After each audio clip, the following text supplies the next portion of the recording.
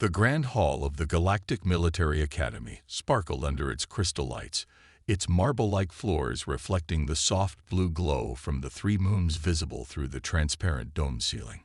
Student Blue, a tall four-armed being from the Centauri system, stared at his datapad with his upper eyes, while keeping his lower ones fixed on Professor Gray, who stood at the front of the hall.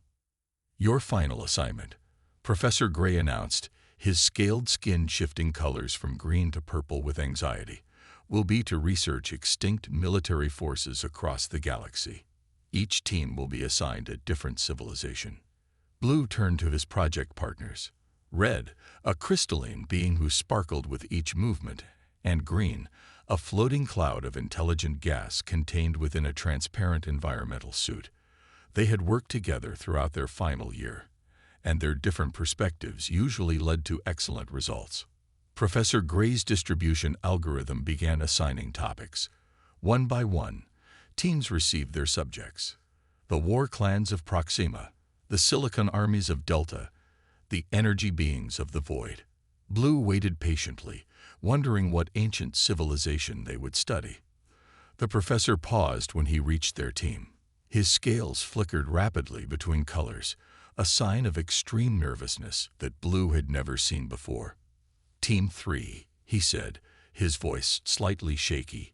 "You will study the human military forces." A murmur of confusion rippled through the hall. Blue felt red crystallize slightly in surprise, while Green's gaseous form swirled faster within their suit. "Professor," Blue raised one of his upper arms, "I believe there might be an error. Humans aren't extinct. They're active members of the Galactic Council." Professor Gray's scales settled into a deep purple. "Correct. However, their military forces are classified as extinct due to the galactic ban of 2184. You will study their military history up to the point of the ban." The team shared confused looks. Green's voice crackled through their suit's speaker. "Why would a species' military be banned if they're still active in the galaxy?" "That," Professor Gray said, his scales now a mixture of green and blue, "is what your research should help you understand. Remember, you have access to the Academy's archives." "But," he paused, looking directly at them, "some records might be restricted." After class, the team gathered in the library's research pod. The crystalline walls turned opaque for privacy, and multiple holographic screens appeared around them. "Let's start with basic human military history," Blue suggested, typing commands into the central console. The screens filled with information, but large sections were marked with red key-classified stamps. Red's crystalline form chimed softly in confusion. "This is strange. Even the Void Warriors' records aren't this heavily restricted, and they almost destroyed half the galaxy." Green expanded their gaseous form in excitement. "Look at this footnote." Their tendril pointed to a small note at the bottom of one screen. "Humans are permanently banned from participation in galactic warfare as per Emergency Council Ruling 2184-7. This ruling was accepted unanimously by all 487 Council species, including humanity." Unanimous. Blue's four arms typed frantically. "That never happens. The Council can barely agree on trade routes, let alone military policies." They dug deeper, finding fragments of information. Humans were initially classified as a minor species when first contacted. They had participated in only one galactic-scale conflict. Yet somehow that single conflict led to their complete ban from warfare. "Here's something interesting," Red chimed, their crystal structure refracting light in patterns of excitement. A quote from the Supreme Commander of the Arcturus forces: "Better to have humans as allies than to face them as enemies. Better still to ensure they never fight again." Professor Gray's voice suddenly came from the pod's entrance, making them all jump. "I see you've already found some concerning information." His scales were now pure white, a color they'd never seen before. "Professor," Blue asked, "why are these records so classified? What did the humans do?" The professor's scales shifted to deep blue. "Be careful with this research. Students, Some knowledge comes with a price. Just remember, there's a reason humans are the only species ever banned from warfare, despite being one of the least technologically advanced races in the Council. As he left, the team looked at each other, now more curious than ever. What could a minor species have done to frighten the entire galaxy so badly? Little did they know, their simple research assignment was about to uncover one of the galaxy's most carefully guarded secrets. The next day, Team 3 gathered in their research pod earlier than usual. Blue had barely slept, his forearms twitching with excitement. Red's crystalline form glowed with a dim purple light, their species' sign of determination. Green floated restlessly in their containment suit. "I found something in the ancient archives," Blue announced, typing rapidly on the console. Most species join the Galactic Council through peaceful contact or trade relationships. Humans were different. The screens lit up with a grainy recording. It showed a small human ship facing a massive alien warship. The human vessel was damaged, clearly outmatched, but instead of surrendering, it did something unexpected. "Are they?" Red's crystal structure vibrated in disbelief, ramming the warship. The small human ship crashed into the larger vessel's engine section. Both ships exploded. The recording ended abruptly. Green's gaseous form swirled faster. The file description says this was first contact between humans and the Razor Empire. The Razors were notorious pirates who attacked developing worlds. But look at the date. Blue pointed with two arms. This was when humans had just achieved basic spaceflight. Their ship shouldn't have been able to damage a Razor warship at all. They found more records. Humans had turned mining tools into weapons, cargo ships into bombers, civilian vessels into warships. Every piece of technology they touched seemed to transform into something unexpected. Red chimed softly. "Here's a military report from the Galactic War. A human force was outnumbered 10 to 1. The enemy had better weapons, better shields, better everything." "Let me guess." Green crackled. "The humans won." "No." Red's crystal structure darkened. "They lost." But they paused, reading further. "The enemy force suffered 90% casualties. The report says the humans used something called guerrilla warfare and psychological tactics." Blue pulled up more files. Most species develop weapons, then create battle strategies around them. Humans did the opposite. They created strategies, then turned anything available into weapons to fit their plans. The screens filled with more examples. Humans turning communication devices into weapons jammers, weather satellites into defense systems, food processing equipment into explosive factories. "This is strange." Green extended a gaseous tendril toward one screen. "After every major battle involving humans, the enemy forces requested psychological treatment, even when they won." Red shifted closer. Why would the winners need mental help? They found a partial answer in a medical report. A veteran alien commander had described humans as relentless. When defeated, most species retreated. Humans kept fighting. They turned defeats into ambushes, retreats into traps. Every loss seemed to make them more determined. "Look at these casualty reports." Blue's upper eyes widened. Humans had higher death rates than any other species, but they never surrendered, never asked for mercy. They just kept adapting and fighting back. Professor Gray's voice startled them again. "Finding interesting patterns, are you?" The team turned to see their professor standing in the doorway, his scales a deep orange.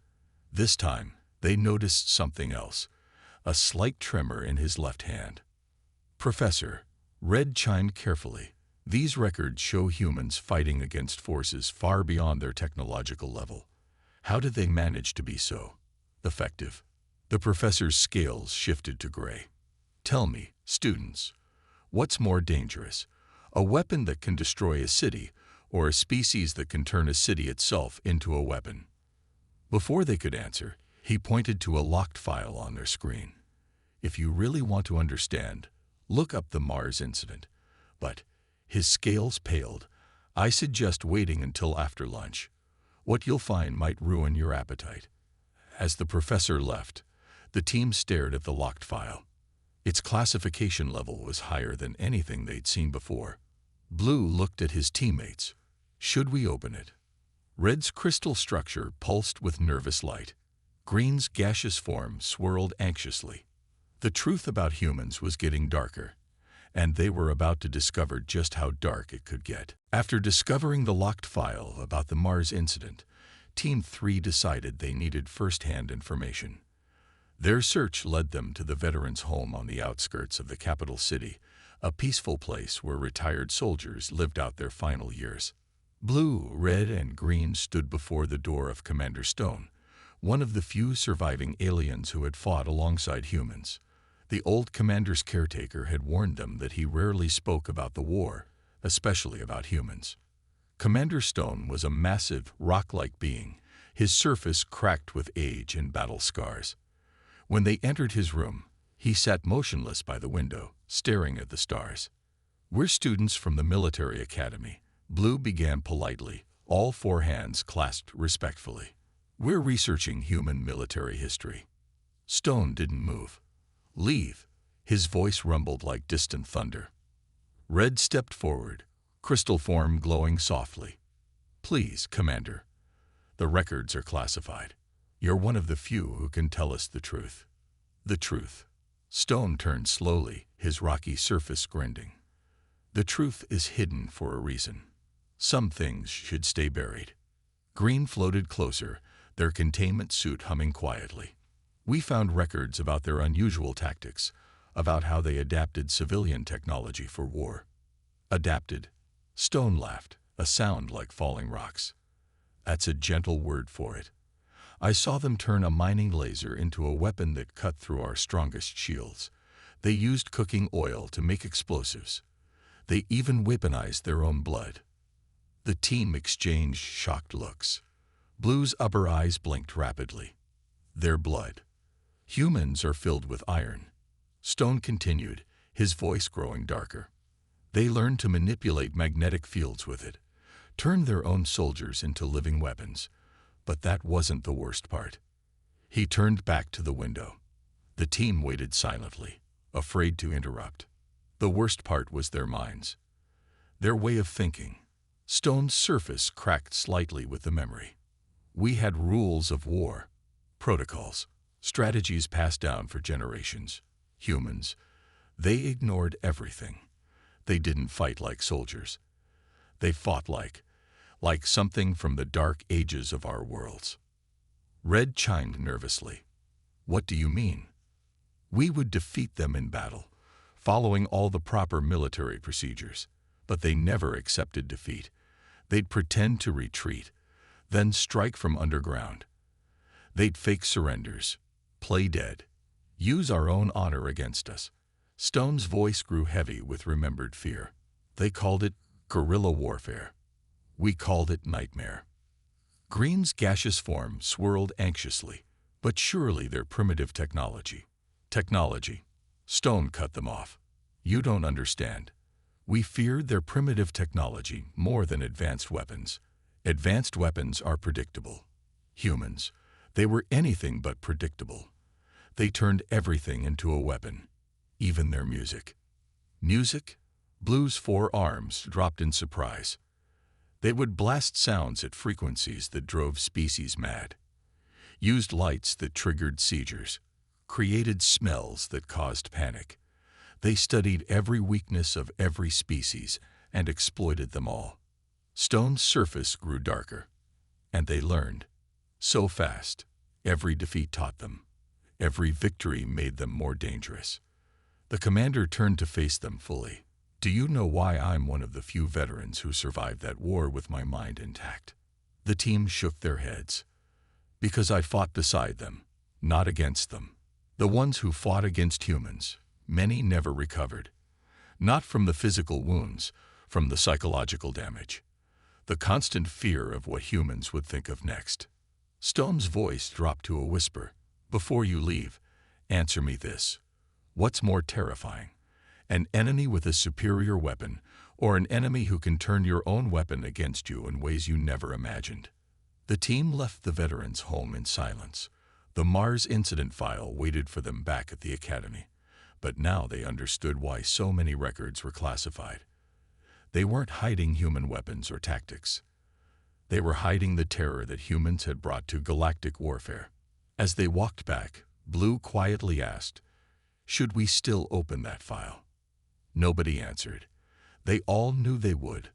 The horror was drawing them in, just as it had drawn in so many others before them. Back at the Academy, Team 3 gathered in their research pod. The locked file about the Mars incident glowed red on their screen like a warning beacon. After their meeting with Commander Stone, they almost didn't want to open it. "Everyone ready?" Blue asked, his 4 hands hovering over the console. Red's crystalline form dimmed slightly in anticipation, while Green's gaseous body swirled slowly in their containment suit. The file opened with a military report. Classified LEVL. Omega. INCIDENT RDPRT. Mars Defense. A final analysis. Date 2184. Status. Sealed by K1 Sale Order. 100,000 elite troops. Blue read aloud, his voice shaking. The Unity fleet sent 100,000 troops to capture a human mining base on Mars. Just a mining base. Why so many? The answer came in the next paragraph. Previous attacks on human settlements had taught them to never underestimate human defenses. The Unity fleet, the most powerful military force in the galaxy, wasn't taking any chances. Red's crystal structure vibrated as they read further. The humans only had 5,000 people on the base. Most were miners, not soldiers. The report detailed the initial attack. The Unity fleet followed standard military protocol, offering the humans a chance to surrender. The humans responded with a message that made no sense. "Remember the Alamo." "What's an Alamo?" Green asked, their gas form churning in confusion. They found a reference note, "Human Historical Battle." Small force fought to the death against overwhelming odds. Considered inspirational in human military history. The next part of the report showed why the file was classified so highly. The Unity fleet attacked with overwhelming force, expecting a quick victory. Instead, they faced something unprecedented. They turned the whole planet into a weapon. Blue whispered, all 4 eyes wide with shock. The humans had spent years preparing Mars for this moment. They had hollowed out entire sections of the planet, filled them with mining explosives, created artificial dust storms that shredded through ship shields, used the low gravity to launch mining equipment as orbital weapons. "Look at these casualty reports," Red chimed in horror. The Unity fleet lost 20,000 troops in the first hour, not to weapons, to mining accidents. The humans had turned off safety protocols in the mining machines, converted atmosphere processors into poison gas factories, transformed life support systems into death traps. Everything on Mars that was meant to help people survive became something designed to kill. Green's gas form condensed in distress. They knew they couldn't win conventionally, so they made sure winning would cost too much. The report continued. The Unity fleet pushed forward, expecting the humans to run out of resources. Instead, the humans triggered their final trap. They detonated all the mining explosives at once, causing a chain reaction through their tunnel network. They collapsed half the planet's surface. Blue read, his voice barely a whisper. Their own base, their own people, everything. The final casualty count made them all fall silent. The Unity fleet lost 80,000 troops. The humans lost everyone. But they had achieved their goal. The cost of victory was too high. The Unity fleet retreated. A note at the end of the report caught their attention. Final analysis. Human defensive capabilities exceed all known parameters. They will sacrifice everything, including themselves, to inflict maximum damage on their enemies.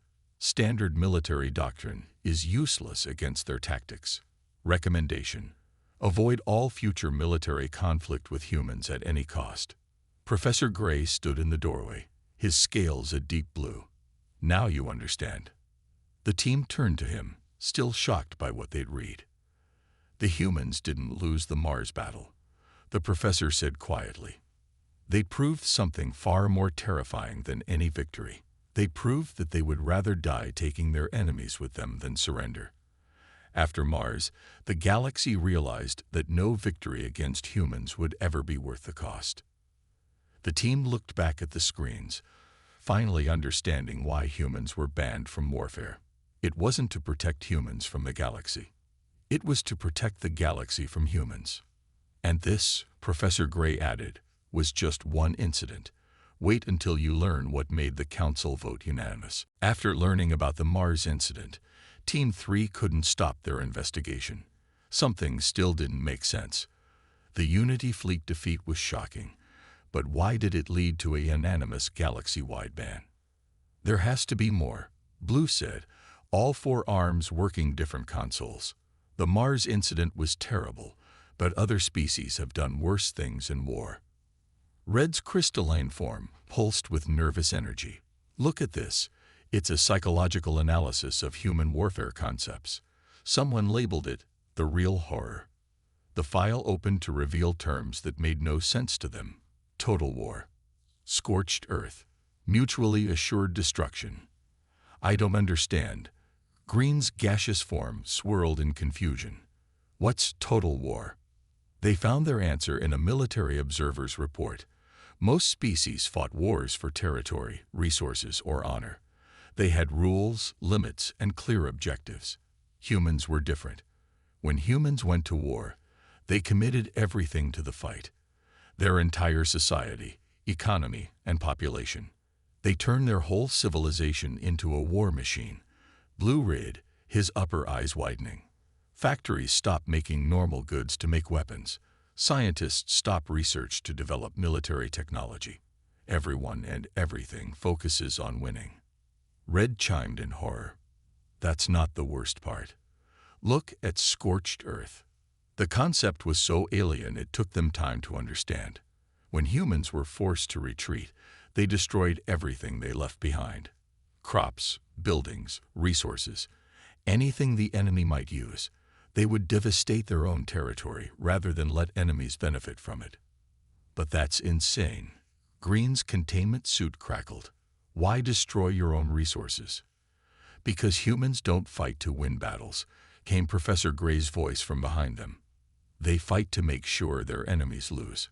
The professor's scales were almost white as he approached. Keep reading. It gets worse. They found documents about human battle tactics.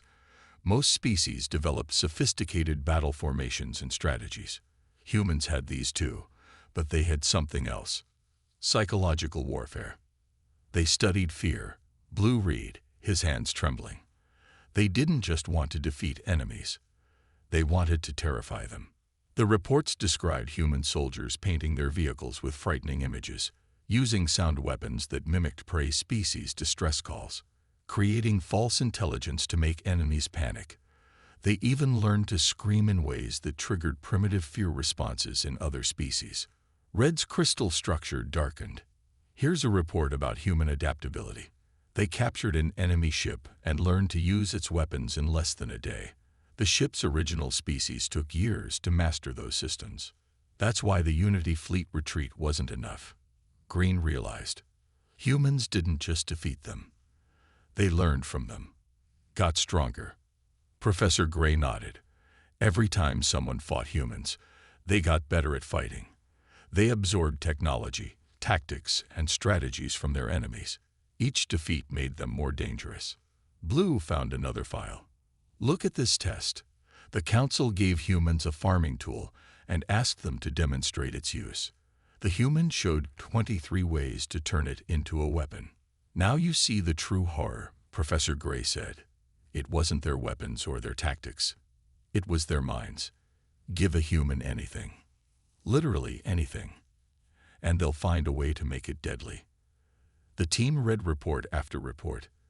Humans turning medical equipment into bioweapons, communication devices into military control systems, even children's toys into surveillance tools. The final straw, Professor Gray continued, was when the council realized humans didn't need advanced technology to be dangerous.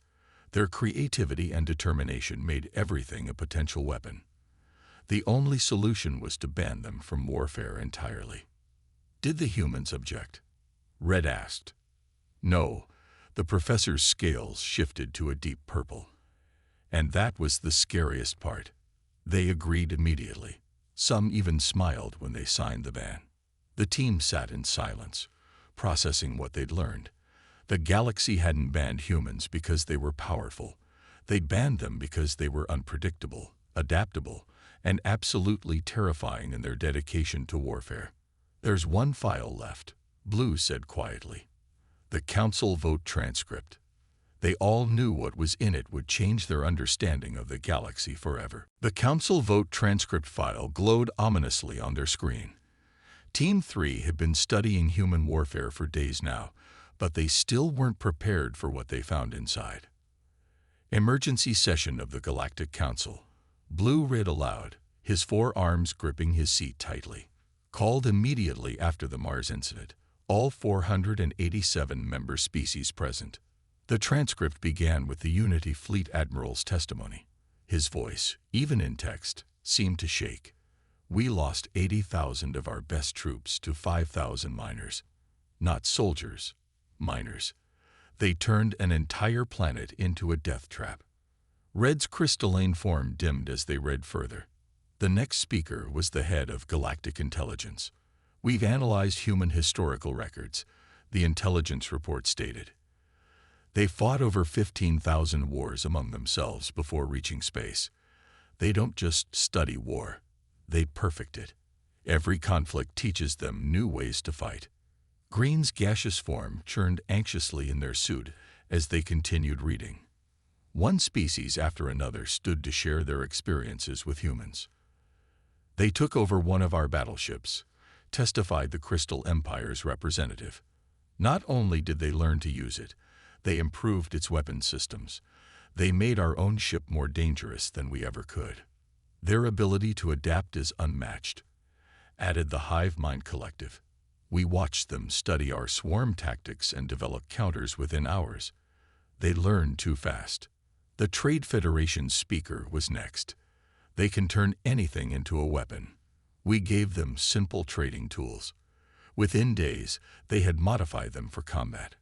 Even their entertainment devices can be weaponized. Professor Gray stood silently behind them as they read, his scales shifting through dark colors. Here's the turning point. Blue pointed to the screen. The Medical Council's presentation. The Medical Council had compiled data on the psychological impact of human warfare. Most species suffered trauma from losing battles, but fighting humans caused deeper damage. The fear of their unpredictability, their endless adaptation, their willingness to sacrifice everything. It broke something in their enemies' minds. Even victory against humans comes at too high a cost, the medical report concluded. They make their enemies suffer regardless of the outcome. Red chimed softly. The vote was called just after this. But, wait, why did the humans attend this session? Weren't they worried about being banned? They found their answer in the human representative's speech. It was short, just 3 sentences. We understand your fears. We agree that our methods of warfare are incompatible with galactic peace. We accept this ban not as a punishment, but as recognition of our capabilities. They were proud of it. Green's containment suit crackled with surprise. They saw the ban as a compliment. The vote that followed was unprecedented in galactic history. Every single species voted in favor of the ban. No debates, no arguments, no abstentions. Universal agreement that humans must never be allowed to wage war again. The final section contained the ban's specific terms. Humans could not participate in any military conflict beyond their solar system. All human military technology and tactics were to be classified. Humans would be required to use their knowledge for peacekeeping instead of warfare. Any species attacking Earth would face immediate consequences from the entire galaxy. Look at the human representative's final comment. Blue said, his 4 eyes fixed on the screen. It read, "We accept these terms, but remember, you're not protecting the galaxy from us. You're protecting it from what we become when we're forced to fight.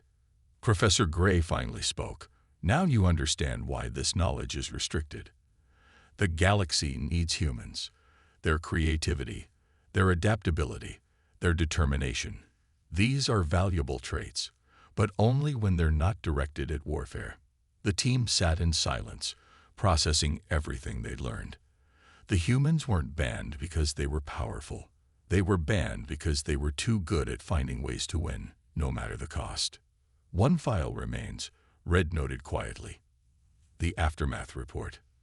They all looked at each other, knowing that whatever was in that final file would reveal the true legacy of humanity's brief but terrifying entry into galactic warfare. 3 weeks after beginning their research, Team 3 stood before the entire Galactic Military Academy. The Great Hall was packed, not just with students, but with military officers, council representatives, and even a few humans. Blue's 4 hands trembled slightly as he activated their presentation screen. Red's crystalline form glowed with nervous energy, while Green's gaseous form swirled rapidly in their containment suit. Our research began with a simple question. Blue started. Why were humans, a species with relatively primitive technology, banned from galactic warfare? The hall fell silent. The humans in attendance smiled slightly. We thought we would find records of advanced weapons, Red chimed. Instead, we found something far more significant: the power of the human mind. Their presentation showed clips from their research. The Mars incident, the Unity fleet retreat, the psychological impact reports, the council vote. With each revelation, the audience grew more tense. But the most important document, Green's suit crackled, was the Aftermath Report, the true legacy of the human ban. They displayed the report's opening line. In the 40 years since the ban, human creativity has been redirected from warfare to peacekeeping. The results have exceeded all expectations. The screen filled with new images, humans teaching other species how to adapt and overcome challenges, human problem-solving skills being used to prevent conflicts. Their creativity now served to build rather than destroy. The same minds that could turn a mining base into a fortress, Blue continued, now turn battlefields into trading posts. The same creativity that made them terrible enemies makes them exceptional peacekeepers. Red's crystal structure brightened. Their understanding of warfare doesn't make them dangerous anymore. It makes them invaluable. They can predict how conflicts will escalate and stop them before they begin. The report showed the statistics. Since humans began serving as peacekeepers, galactic conflicts had decreased by 83%. Their ability to think differently, to see unconventional solutions, had transformed them from the galaxy's greatest warriors into its greatest mediators. But here's what really amazed us. Green's gas form expanded with excitement. The humans are happier this way. They enjoy creating more than destroying. They prefer solving conflicts to winning them. Professor Gray stood up, his scales now a bright, peaceful blue. And what did you learn from this research? Blue looked at his teammates, then back at the audience. We learned that the ban wasn't just about preventing human warfare. It was about understanding a fundamental truth. Some species are too good at certain things. Humans aren't banned from war because they're dangerous. They're banned because they're too perfect at it. The humans in the audience nodded approvingly. The galaxy didn't just ban humans from warfare, Red added. It freed them from it. Freed them to use their unique abilities for something better. Green's containment suit hummed. Their greatest weapon was never their technology or tactics. It was their ability to adapt, to think differently, to find solutions where others saw none. Now they use that power to keep peace instead of wage war. The presentation ended with a quote from the human representative at the council ban. In trying to stop us from being the galaxy's greatest warriors, you have helped us become something far better, its greatest protectors. The hall erupted in applause. Even the human observers stood, smiling widely. As the team left the stage, a human approached them. You understand us better than most, she said with a gentle smile. Yes, we can be terrifying in war, but that's exactly why we're so good at preventing it. We know the true cost better than anyone. Professor Gray's scales shifted to a bright, happy yellow. And that, students, is the real lesson. Sometimes the very thing that makes a species dangerous is what makes them invaluable, when used properly. Team 3 looked at each other, finally understanding the full truth. The humans weren't just banned from war, they were elevated above it. Their potential for destruction had been transformed into an even greater potential for peace. The galaxy hadn't feared humans enough to ban them from war. It had respected them enough to give them a far more important role, ensuring that their terrible creativity would never be needed for warfare again.